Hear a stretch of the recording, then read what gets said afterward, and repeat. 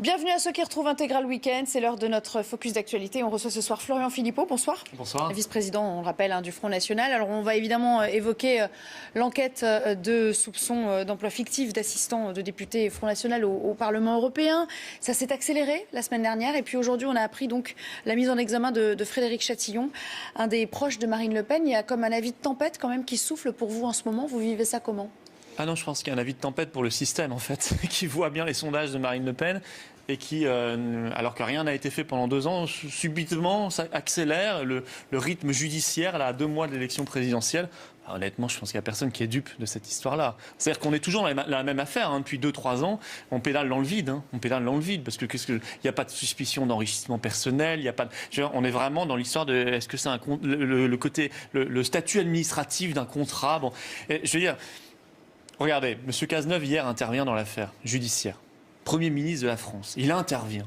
Il intervient donc entre la justice et une candidate à l'élection présidentielle parlementaire. Mais il n'a pas à intervenir. Ou s'il le fait, c'est donc bien que cette affaire est intégralement politique et politisée. Mais ça fait quand même beaucoup de personnes qui sont mises en cause à peu près au même moment. Donc ça aussi, c'est le système qui le crée. C'est ce que je vous dis, oui. Oui.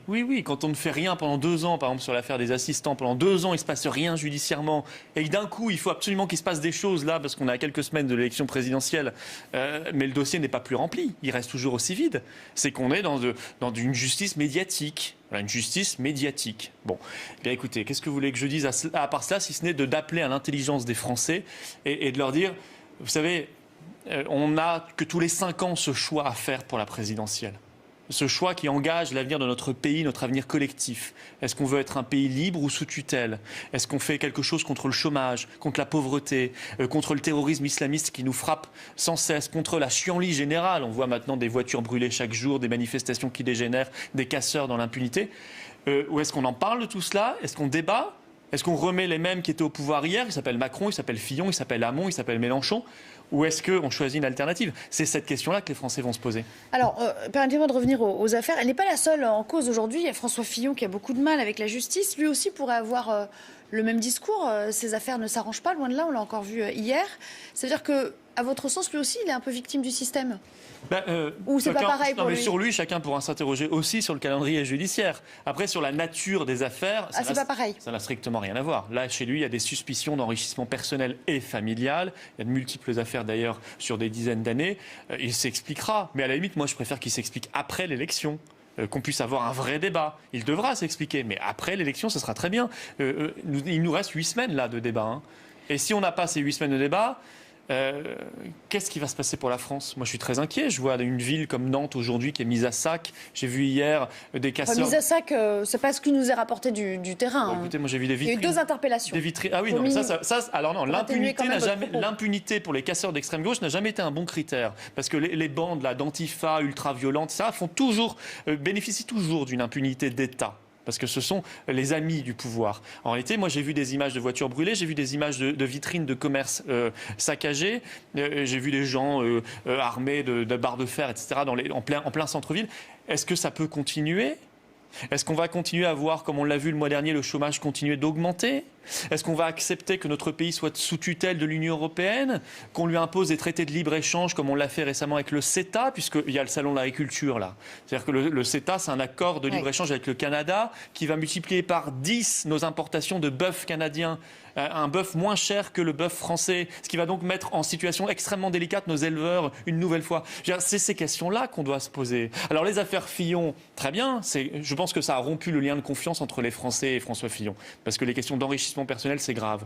Mais peut-être que c'est bien que judiciairement, on fasse ça dans 8 semaines. Il n'y a pas d'urgence absolue. Alors, vous évoquez le salon de l'agriculture, on va en reparler, il est lancé depuis ce matin. Votre candidate va s'y rendre mardi, je crois. Mardi, c'est ça, oui. Un monde paysan qui est vraiment sans dessus-dessous, qui souffre depuis 2 ans particulièrement. Qu'est-ce qu'elle a prévu de leur dire ? Qu'elle est là, mais pas là, elle, pour revenir sur les lieux du crime, comme l'a fait François Hollande en y allant aujourd'hui. Elle est là pour apporter des solutions extrêmement concrètes, qui ne varient pas d'ailleurs, en fonction... La situation, la réalité confirme ces analyses. Il faut d'abord qu'on fasse du patriotisme alimentaire en France. C'est-à-dire qu'on donne une priorité à nos productions agricoles, à l'élevage français dans les cantines scolaires, dans les cantines publiques, dans la restauration. Qu'on puisse vraiment prévoir donc l'étiquetage obligatoire qui est aujourd'hui interdit par l'Union européenne pour savoir la provenance, l'origine. Qu'on puisse se protéger de la concurrence déloyale et non pas l'exacerber avec les traités de libre-échange. Je parlais du Canada, on peut parler de ce qu'on a voté récemment, malheureusement, pas nous, nous on a voté contre, mais ce que l'UMP, le PS, les amis de Macron, de Fillon ont voté avec l'Australie, avec la Nouvelle-Zélande. C'est une concurrence sur les ovins, c'est une concurrence sur le lait. Donc il faut faire l'inverse. Et puis on ne peut pas continuer avec la politique de l'Union européenne. La PAC a été une aide au début de l'Europe. Aujourd'hui, la PAC est un problème. Voilà. Donc il faut qu'on donne directement l'argent à nos agriculteurs sans passer par les normes, la paperasserie de la PAC qui, au passage, prend beaucoup d'argent. Il faut que ça aille directement dans le cadre d'une politique agricole française. Donc nos éleveurs, nos agriculteurs auront autant qu'avant, mais selon des normes françaises et non plus des normes bureaucratiques européennes. Et on pourra faire du patriotisme alimentaire, on pourra les aider à transmettre leur exploitation, on pourra les aider je veux dire, il y a un drame dans les campagnes de France. Il y a des suicides chaque semaine. Oui. Il y a des gens qui sont dans un désespoir total. Est-ce qu'on les aide ? Ou est-ce qu'on continue simplement de leur promettre du vent ? Leur promettre du vent, ça s'appelle Macron, ça s'appelle Fillon, ça s'appelle tous ceux qui étaient aux responsabilités et qui les ont mis dans cette situation. Merci beaucoup, Florian Philippot, d'avoir répondu à notre invitation. Dans un instant, on retournera d'ailleurs au Salon de l'Agriculture pour vous faire part de cette première journée à laquelle a assisté d'ailleurs le Président de la République. Et puis, on retrouvera notre équipe d'envoyés spéciaux sur place pour visiter des stands, des coins inédits de ce salon qui devrait accueillir normalement 600 000 visiteurs selon les estimations des organisateurs. A tout de suite sur iTélé. Et bienvenue à ceux qui nous retrouvent sur iTélé pour Intégral Week-end. Il a fait le plein dès l'ouverture, le Salon de l'Agriculture, où certains ont croisé la route du président François Hollande sur place pour la toute dernière fois, à la rencontre d'un monde rural en plein désarroi. À Nantes, une enquête criminelle a été ouverte après la disparition inquiétante d'une famille entière depuis maintenant plus d'une semaine. Des traces de sang ont été retrouvées au domicile de cette famille. En Turquie, le président Erdogan mise sur un oui massif à l'occasion d'un référendum constitutionnel afin de lui octroyer plus de pouvoir encore. Et puis Monaco s'impose face à Guingamp 2-1 dans le cadre de la 27e journée de Ligue 1. Ceci qui permet aux Monégasques de redevenir seul leader avec 3 points d'avance sur Nice. Plus d'infos à suivre avec Julien Pasquet.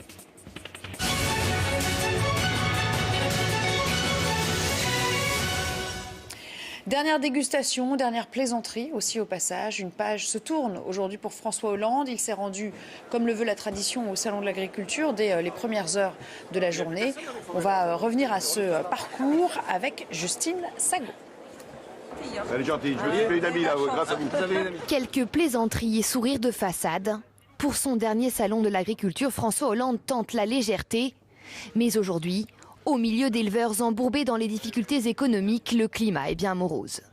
Dans un salon marqué par la disparition soudaine de Xavier Belin, le président de la FNSEA, le président témoigne sa solidarité avec le monde paysan. C'est un salon qui n'est pas comme les autres, qui est marqué par une profonde tristesse, mais aussi par la gravité des crises que nous traversons, mais qui doit être aussi, pour la nation tout entière, un message d'encouragement, de soutien et de solidarité à l'égard de nos agriculteurs. Un message qui passe difficilement auprès d'agriculteurs découragés.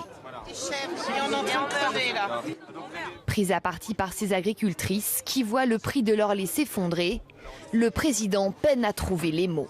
Sachez bien qu'on fait tout ce qu'on peut pour rehausser les cours, mais ce n'est pas nous qui les fixons, vous le savez bien. Pendant les présidentielles, même pendant les primaires, que ce soit de droite ou de gauche, il n'a jamais été question de l'agriculture. L'agriculture est en train de crever, on est vraiment en train de crever et ça gêne personne. De toute façon, il n'a rien fait pour l'agriculture pendant 5 ans, c'est même pas la peine qu'il vienne nous voir, quoi.